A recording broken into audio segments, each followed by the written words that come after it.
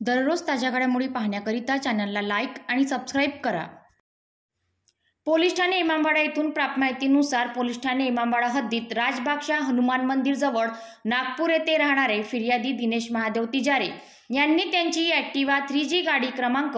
MH31 EB 4933 lock करून गेले असता कोणीतरी अज्ञात आरोपीने चोरून नेल्याची तक्रार फिर्यादीने पोलीस ठाणे इमामवाडा येथे केली असून फिर्यादीच्या तक्रारीवरून गुन्ह्याचे तपासात पोलीस ठाणे इमामवाडा येथील तपास पथकाचे अधिकारी व अंमलदार यांना मिळालेल्या खात्रीशीर माहितीवरून व तांत्रिक तपास करून सापळा रचून आरोपी मोहित विनोद मेश्राम राहणार इमामवाडा नागपूर याला ताब्यात घेऊन सखोल विचारपूस केली असता त्याने इमामवाडा हद्दीतून 2 ॲक्टिवा गाडी, पोलीस ठाणे अजनी हद्दीतून हिरो स्प्लेंडर, कोतवाली हद्दीतून ॲक्टिवा गाडी, हुडकेश्वर हद्दीतून ॲक्टिवा गाडी, गणेशपेठ हद्दीतून ॲक्टिवा गाडी, सक्करदरा हद्दीतून 1 ॲक्टिवा गाडी व पोलीस ठाणे पाचपावली हद्दीतून 1 ॲक्टिवा गाडी अशा एकूण 8 गाड्या चोरी केल्याची कबुली दिली असून